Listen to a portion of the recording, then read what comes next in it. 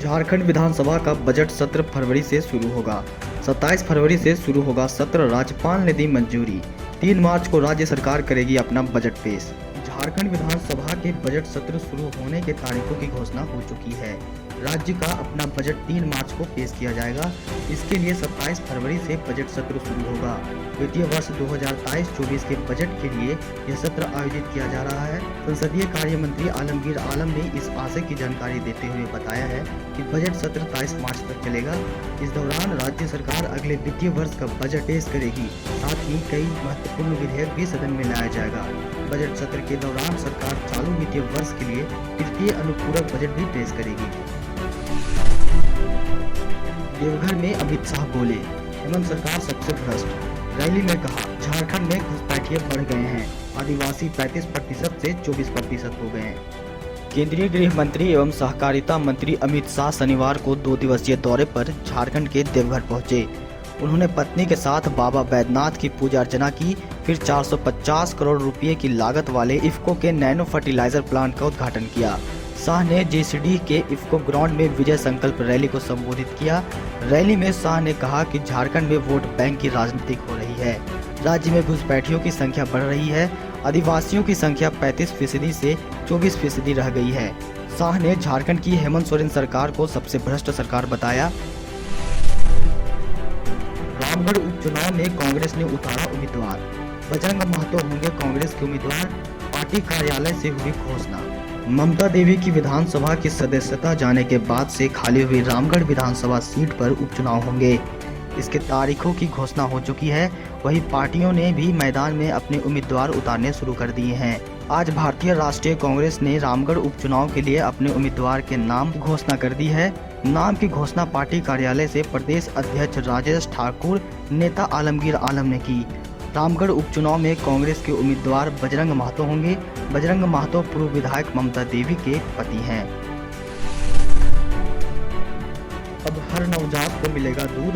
झारखंड में पहली बार रांची सहित 4 जिलों में जल्द खुलेंगे मां का दूध बैंक। बच्चों के शारीरिक और मानसिक विकास के लिए मां का दूध सबसे जरूरी है। जन्म के बाद 6 महीने तक सिर्फ मां का दूध बच्चों के लिए सर्वोत्तम आहार है। यह बच्चे को न केवल पोषण देता है बल्कि स्वस्थ जीवन की बुनियाद को मजबूत करने में भी अहम भूमिका निभाता है। लेकिन कई ऐसे बच्चे भी हैं जिन्हें मां का दूध नहीं मिल पाता। ऐसे में बच्चे कमजोर पड़ जाते हैं।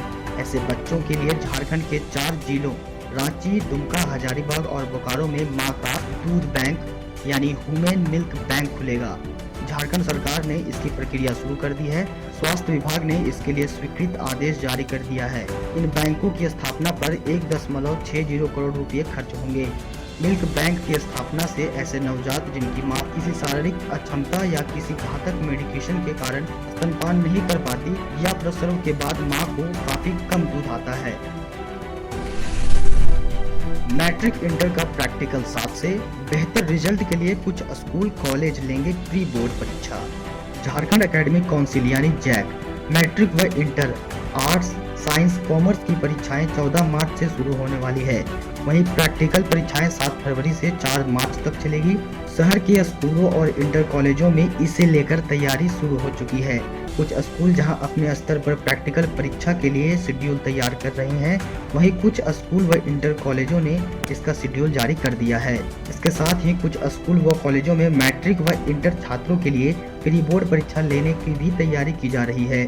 यह परीक्षा झारखंड बोर्ड के पैटर्न पर आधारित होंगे ताकि छात्र पैटर्न को अच्छे से समझ सके और फाइनल परीक्षा में बेहतर कर सके। ईडी कोर्ट में IAS पूजा सिंघल ने किया सरेंडर।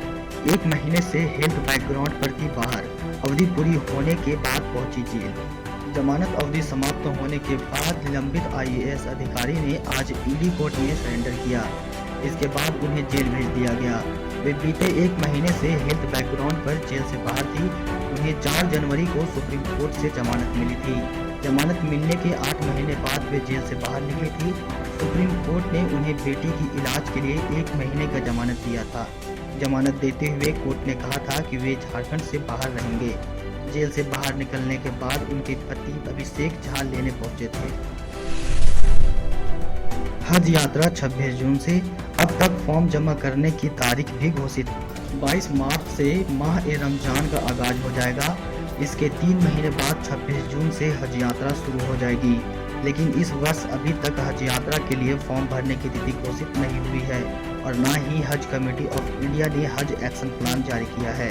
हज कमेटी ऑफ इंडिया की ओर से आमतौर पर हज यात्रा शुरू होने से करीब 8 महीने पहले ऑनलाइन आवेदन की प्रक्रिया पूरी की जा रही थी। जेएमएम ने धनबाद में मनाया 51वां स्थापना दिवस। सीएम हेमंत सोरेन बोले, हम व्यापारियों के नहीं बल्कि राज्य के आदिवासी मूलवासी के जनप्रतिनिधि हैं। हमें इनके पेट भरने की चिंता खुद की जेब की नहीं। जेएमएम अपना 51वां स्थापना दिवस धनबाद के गोल्ड ग्राउंड में मनाया, जहां सुबह से ही हजारों की संख्या में कार्यकर्ता पहुंचे। वहीं इस ऐतिहासिक आयोजन को लेकर पूरे शहर को पार्टी के बैनर और पोस्टर से पाट दिया गया। मौके पर मुख्यमंत्री हेमंत सोरेन, जेएमएम के केंद्रीय अध्यक्ष शिबू सोरेन सहित पार्टी के कई अहम पदाधिकारी और हजारों कार्यकर्ता उपस्थित रहे। इस दौरान सीएम ने कहा कि हम व्यापारियों के जनप्रतिनिधि नहीं हैं, हम राज्य के आदिवासी, मूलवासी, दलित, अल्पसंख्यक, पिछड़े वर्ग, गरीब, किसान लोगों का जनप्रतिनिधि हैं। हमें इन लोगों के पेट भरने की चिंता है, ना कि हमें अपने जेब भरने का। खेलो इंडिया में झारखंड एक्सप्रेस एथलीट आशा किरण बरला ने 500 मीटर दौड़ में जीता गोल्ड। आशा ने सभी प्रतिभागियों को पीछे छोड़ते हुए महज लगभग 4.40 मिनट में जीत दर्ज करते हुए पहला स्थान पर कब्जा जमाया। आशा किरण 800 मीटर स्पर्धा में झारखंड के लिए कई बार गोल्ड जीत चुकी है। खेलो इंडिया गेम्स में आशा ने दूसरी बार 1500 मीटर दौड़ में भाग लिया था। वहीं 2.5 महीने पहले गुवाहाटी में आयोजित 37वीं नेशनल जूनियर एथलेटिक चैंपियनशिप में वह चौथे स्थान पर रही थी। 700 करोड़ तक पहुंचा पठान का world wide collection. Domestic box office पर आंकड़ा 350 करोड़ के पार।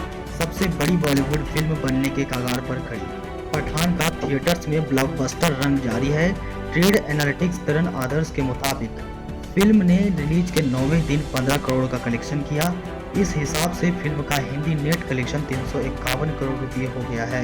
तमिल और तेलुगु के आंकड़े मिला लिए जाएं तो फिल्म की कुल कमाई 364 करोड़ 15 लाख रुपये हो गई। वर्ल्ड वाइड कलेक्शन की बात करें तो फिल्म ने अब तक 696 करोड़ 98 लाख कमाई कर ली है।